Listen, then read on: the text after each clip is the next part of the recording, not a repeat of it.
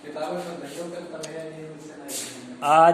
प्रिय छात्र एवं छात्राओं, आज मैं कक्षा 12 के अंतर्गत में हिंदी गद्य के अंतर्गत जो अशोक का फूल शीर्षक है पाठ का नाम, इसके लेखक डॉक्टर हजारी प्रसाद द्विवेदी जी हैं, जिन्होंने इसका प्रसंग है संघर्ष के द्वारा ही मानव उन्नत के शिखर पर पहुंच पाता है। मुझे मानव जात की दुर्दम मतलब निर्दयता के साथ कठोर धारा के हजारों वर्ष का रूप साफ दिखाई देता है, जो लगभग 5000 का स्वरूप दिखाई पड़ता है। मनुष्य की जीवनी शक्ति बड़ी ही कठोर है और सभ्यता और संस्कृति के प्रथा मोहों को रौंदती चली जाती। जो हमारी सभ्यता और संस्कृति है, मानव का संघर्ष पथ है, जो उसको कुचलता जाता है या उसको अस्तित्वहीन करते जाता है।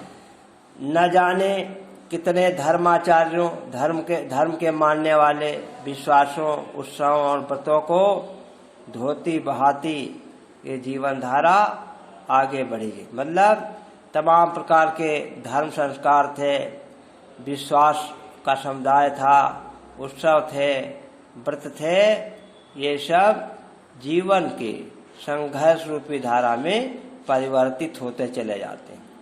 संघर्षों से मनुष्य ने नई शक्ति का सृजन किया।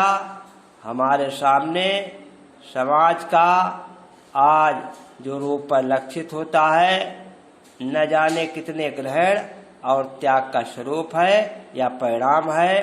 देश और जात की विशुद्ध संस्कृति केवल बात की बात है। जो हमारी संस्कृति का महत्व था, भारतीय संस्कृति का, आज वो विशुद्ध हो गई, अर्थात इसका अस्तित्व समाप्त हो गया। सब कुछ में मिलावट है। आजकल आप लोग देखते हैं कि मिलावट का समय चलता है। क्यों? आज बिना मिलावट के कोई चीज नहीं है। सब कुछ अविशुद्ध है, सब कुछ मतलब शुद्ध नहीं रहा। शुद्ध केवल मनुष्य की कठोर जीने की शक्ति रह गई। कैसे हम जीवित रहें, वो गंगा की अबाधित बाधा से रहित मतलब अनाहत जो धारा कभी घायल न हुई हो, जिसके मार्ग में कोई बाधा उत्पन्न हुई हो, के समान सब कुछ को हजम करने के बाद भी पवित्र है। सभ्यता और संस्कृति का मोह धारण कर बाधा उपस्थित करता है। जो सभ्यता और संस्कृति का मोह क्षण भर के लिए बाधा का स्वरूप हो जाता है। धर्माचार का संस्कार थोड़ी देर तक इस धारा से टक्कर लेता है। लेखक महोदय कहते हैं, जो मनुष्य ने संघर्ष की स्थिति में आगे बढ़ रहा है, धर्म का आचरण और संस्कार कुछ समय के लिए ही बाधक बनता है, पर ऐसी दुर्दम कठोर धारा में भैया तुम बदल दे वो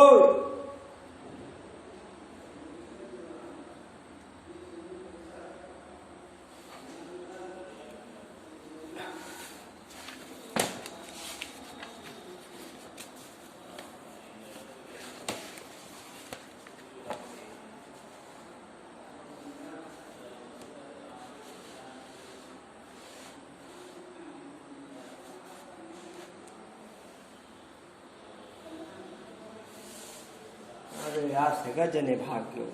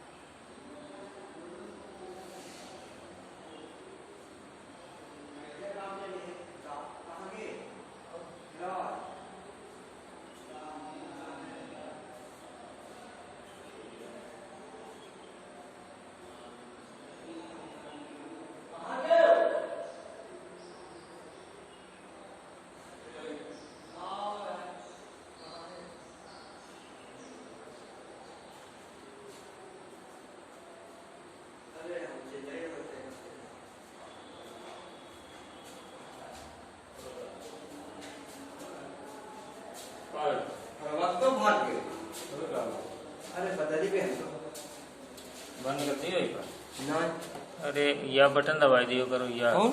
या वरे ये हमारे दब गया। अच्छा या इसे दबाए। जितना कुछ जीवनी शक्ति को समर्थ बनाता है, क्योंकि हमारे जीवन की जो शक्ति है संघर्ष, या भारतीय अशोक के फूल जो प्राचीन कालीन सभ्यता थी उसको समर्थ बनाने में सहायक था, उतना उसका अंग बनता जाता है। लेकिन संघर्षों के माध्यम से हमारी भारतीय संस्कृति का एक अंग बन गया है, बाकी फेंक दिया जाता है, बाकी को समाप्त कर दिया गया। धन्य हो महामृत्यु, तुमने कितनी बार काम देवता का अभिमान चूर कर दिया है। धर्मराज के कारागार में क्रांति मच गई, यमराज के निर्दय रूपी तरलता को पी लिया, विधाता के सब कुछ किए गए अभिमान को चकनाचूर कर दिया। आज हमारे भीतर जो मोह छाया हुआ है, संस्कृत और कला के नाम पर जो हमारी आसक्ति है या लगाव है, धर्माचार, धर्म का आचरण और सत्य निष्ठा के नाम पर एक जड़िमा के मतलब जड़ता मालूम करते हैं, उसमें का कितना भाग तुम्हारे कुंठ या निराश रूपी नृत्य से ध्वस्त हो गया है। कौन जानता है मनुष्य की जीवन धारा फिर भी अपनी मस्तानी चाल में चलती चली जा रही है, या मनुष्य की जीवन धारा संघर्ष से भरी है, लेकिन उसमें परिवर्तन होता चला जाता है। आज अशोक के पुष्प गुच्छों को देखकर वास्तव में मेरा मन काफी उदास है। कल न जाने किस वस्तु को देखकर किस हृदय में उदासी की रेखा खिल उठेगी।